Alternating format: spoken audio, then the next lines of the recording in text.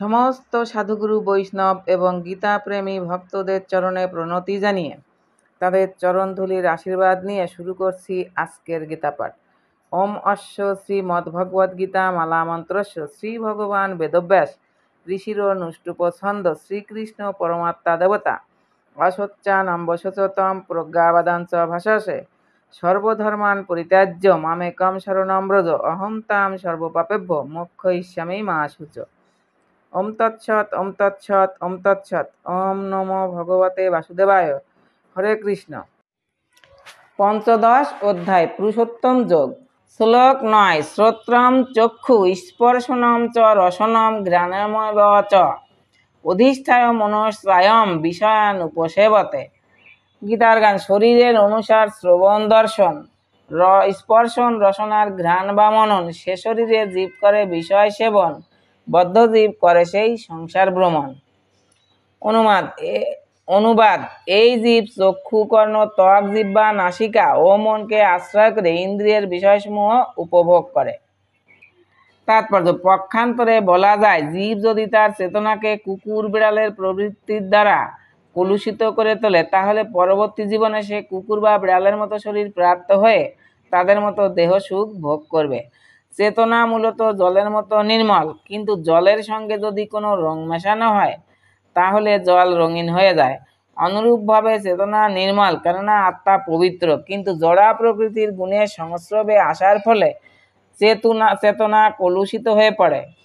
প্রকৃত চেতনা হচ্ছে কৃষ্ণ চেতনা। তাই কেউ যখন কৃষ্ণ চেতনায় অধিষ্ঠিত হন তখন তিনি তার নির্মল জীবনে অবস্থান করেন, কিন্তু নানা রকম জাগতিক মনোবৃত্তির দ্বারা চেতনা যদি কলুষিত হয়ে পড়ে তাহলে পরবর্তী জীবনে তিনি তদনুরূপ দেহ প্রাপ্ত হন। তিনি যে পুনরায় মনুষ্য শরীর প্রাপ্ত হবেন তার কোনো নিশ্চয়তা নেই।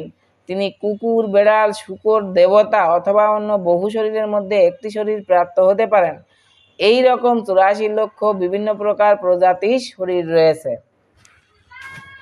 শ্লোক 10। উৎক্রামন্তম স্থিতম বাপি ভঞ্জানাম বা গুণান্বিতম বিমূঢ়ানানু পশ্যন্তি জ্ঞান চক্ষুষ।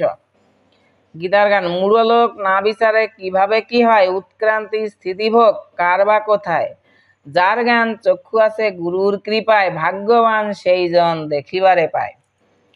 অনুবাদ। মূঢ় লোকেরা দেখতে পায় না কিভাবে জীবদেহ ত্যাগ করে অথবা প্রকৃতির গুণের দ্বারা প্রভাবিত হয়ে কিভাবে তার পরবর্তী শরীর সে উপভোগ করে, কিন্তু জ্ঞান চক্ষু বিশিষ্ট ব্যক্তিগণ সমস্ত বিষয় দেখতে পায়। তাৎপর্য। জ্ঞান চক্ষুষ কথাটি অত্যন্ত তাৎপর্যপূর্ণ। জ্ঞান বিনা কেউই বুঝতে পারে না কিভাবে জীব তার বর্তমান শরীরটি ত্যাগ করে এবং পরবর্তী জীবনে সে কি রকম শরীর ধারণ করে। এমনকি এটিও বুঝতে পারে না কেন সে একটি বিশেষ ধরনের শরীরে অবস্থান করছে। এই তত্ত্বসমূহ উপলব্ধি করবার জন্য গভীর জ্ঞানের প্রয়োজন, যা সদ্গুরুর মুখারবিন্দ থেকে ভগবদ্গীতা ও তদনুরূপ শাস্ত্র শ্রবণ করার মাধ্যমে লাভ করা যায়। এই সমস্ত তত্ত্বজ্ঞান উপলব্ধি করার শিক্ষা যিনি লাভ করেছেন তিনি অত্যন্ত ভাগ্যবান। প্রতিটি জীবই কোনো বিশেষ অবস্থায় তার শরীর ত্যাগ করছে, কোনো বিশেষ অবস্থায় সে জীবন ধারণ করছে এবং জড়া প্রকৃতির মোহে আচ্ছন্ন হয়ে সে বিশেষ অবস্থায় ইন্দ্রিয় সুখ ভোগ করার চেষ্টা করছে এবং পরিণামে সে নানা রকমের সুখ ও দুঃখ ভোগ করছে। যারা অনন্তকাল ধরে কাম ও বাসনার দ্বারা মোহিত হয়ে আছে তারা কেন এক বিশেষ দেহ অবস্থান করছে এবং কেনই বা সেই দেহ ত্যাগ করে অন্য দেহে দেহান্তরিত হচ্ছে তা উপলব্ধি করার সমস্ত শক্তি হারিয়ে ফেলে। সেটি তাদের বোধগম্য হয় না। কিন্তু যার হৃদয়ে দিব্যজ্ঞানের প্রকাশ হয়েছে তিনি দর্শন করতে পারেন যে আত্মা দেহ থেকে ভিন্ন এবং সর্বদাই তার দেহের পরিবর্তন হচ্ছে এবং চিন্ময় স্বরূপে তার আত্মা নিত্য আনন্দ অনুভব করছে। এই জ্ঞান যিনি প্রাপ্ত হয়েছেন তিনিই বুঝতে পারেন কিভাবে বদ্ধজীব এই জড়জগতে দুর্দশা ভোগ করছে। সুতরাং কৃষ্ণ ভাবনায় উন্নতি সাধনের ফলে যাদের চেতনা খুব উন্নত হয়েছে তারা জনসাধারণকে এই জ্ঞান দান করবার জন্য যথাসাধ্য চেষ্টা করেন, কারণ বদ্ধজীবের দুর্দশাগ্রস্ত অবস্থা দেখে তারা মর্মাহত হন। বদ্ধজীবের অবস্থা অত্যন্ত ক্লেশদায়ক, তাই তাদের কর্তব্য হচ্ছে এই বদ্ধ অবস্থা অতিক্রম করে কৃষ্ণের চেতনা লাভ করা এবং জড়জগতের বন্ধন থেকে নিজেদের মুক্ত করে অপ্রাকৃত জগতে প্রত্যাবর্তন করা। শ্লোক 11।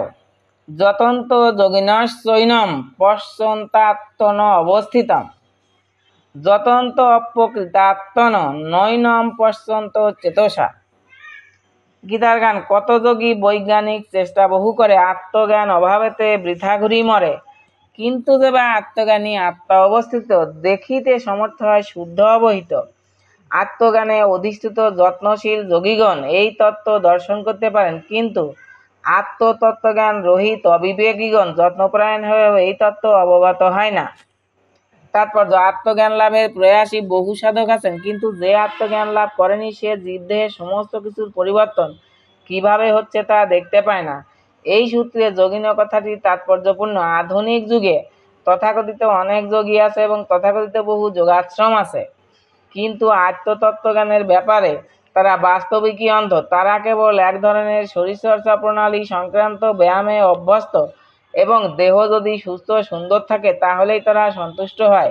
এছাড়া আর অন্য কোনো তথ্য তাদের জানা নেই। তাদের বলা হয় যতন্ত অপ্রকৃতাত্মন। যদিও তারা তথাকথিত যোগপন্থায় প্রচেষ্টা করছে, কিন্তু তারা তত্ত্বজ্ঞানী নয়।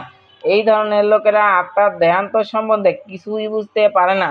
যারা যথার্থ যোগপন্থা অনুসরণ করছেন তারাই কেবল আত্মা, জগৎ ও পরমেশ্বর ভগবানকে উপলব্ধি করতে পেরেছেন। পক্ষান্তরে বলা যায় যে কৃষ্ণ ভাবনায় শুদ্ধ ভগবত ভক্তিতে নিযুক্ত ভক্তিযোগী কেবল উপলব্ধি করতে পারেন কিভাবে সবকিছু ঘটছে। শ্লোক 12। যদাদিত্য গতম তেজো জগত ভাসয়তে অখিলম যৎচন্দ্রমসি যচ্চাগ্নৌ তত্তেজ বিদ্ধি মামকম। গীতার গান। এই যে সূর্যের তেজ অখিল জগতে চন্দ্রের কিরণ কিংবা আছে ভালো মতে, আমার প্রভাব সেই অভ্যাসে হয়, আমি যাকে আলো দিই সে আলো পায়। অনুবাদ। সূর্যের যে জ্যোতি এবং চন্দ্র অগ্নির যে জ্যোতি সমগ্র জগৎকে উদ্ভাসিত করে তা আমারই তেজ বলে জানবে। তাৎপর্য, যারা নির্বোধ তারা বুঝতে পারে না কিভাবে সবকিছু ঘটছে। ভগবান এখানে যা ব্যাখ্যা করেছেন তা উপলব্ধি করার মাধ্যমেই যথার্থ জ্ঞানের সূচনা হয়। সূর্য, চন্দ্র, অগ্নি ও বৈদ্যুতিক শক্তি সকলেই দেখতে পায়। মানুষকে কেবল এটি বুঝতে চেষ্টা করতে হবে যে সূর্যের উজ্জ্বল জ্যোতি, চন্দ্রের স্নিগ্ধ কিরণ, বৈদ্যুতিক আলোক ও অগ্নির দীপ্তি সবই আসছে পরম পুরুষোত্তম ভগবানের থেকে। জীবনের এই ভাবধারায় কৃষ্ণ ভাবনার সূচনা এই জড়জগতে বদ্ধজীবের প্রগতি অনেক অংশে নির্ভর করে। জীব অপরিহার্য রূপে পরমেশ্বর ভগবানের অবিচ্ছেদ্য বিভিন্ন অংশ, এবং এখানে তিনি ইঙ্গিত দিচ্ছেন কিভাবে তারা তাদের আপনালয় ভগবত ধামে ফিরে যেতে পারে। এই শ্লোকটির মাধ্যমে আমরা জানতে পারি যে সূর্য সমস্ত সৌরমণ্ডলকে আলোকিত করছে। অনেক অনেক ব্রহ্মাণ্ড আছে এবং সৌরমণ্ডল আছে যেখানে ভিন্ন ভিন্ন সূর্য রয়েছে, চন্দ্র রয়েছে এবং গ্রহ রয়েছে। তবে প্রত্যেক ব্রহ্মাণ্ডে একটি মাত্র সূর্যই আছে। ভগবদ্গীতায় বলা হয়েছে যে চন্দ্র হচ্ছে নক্ষত্রদের মধ্যে অন্যতম। নক্ষত্রা নামহম শশী। সূর্যরশ্মির প্রকাশ হয় চিদাকাশে ভগবানের চিন্ময় জ্যোতির প্রভাবে। সূর্যোদয়ের সঙ্গে মানুষের কার্যকলাপ বিন্যস্ত করা হয়েছে। আগুন জ্বালিয়ে তারা রান্না করে, আগুন জ্বালিয়ে তারা কারখানা চালায় ইত্যাদি।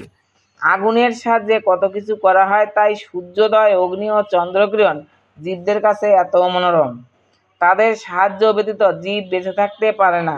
তাই কেউ যখন বুঝতে পারে যে সূর্য, চন্দ্র, অগ্নির আলোক ও জ্যোতির উৎস হচ্ছেন পরম পুরুষোত্তম ভগবান শ্রীকৃষ্ণ, তখন তার কৃষ্ণ চেতনা শুরু হয়। চন্দ্রকিরণের দ্বারা সমস্ত বনস্পতির পুষ্টি সাধন হয়। চন্দ্রকিরণ এতই মনোরম যে মানুষ অনায়াসে উপলব্ধি করতে পারে যে তারা পরম পুরুষোত্তম ভগবান শ্রীকৃষ্ণের কৃপার ফলেই জীবন ধারণ করছে। তার কৃপা ব্যতীত সূর্যের উদয় হতে পারে না, তার কৃপা ব্যতীত চন্দ্রের প্রকাশ হতে পারে না, তার কৃপা ব্যতীত অগ্নির প্রকাশ হতে পারে না, এবং সূর্য, চন্দ্র, অগ্নির সহায়তা ব্যতীত কেউই বাঁচতে পারে না। এই চিন্তাগুলি বদ্ধজীবের কৃষ্ণ চেতনা জাগিয়ে তোলে।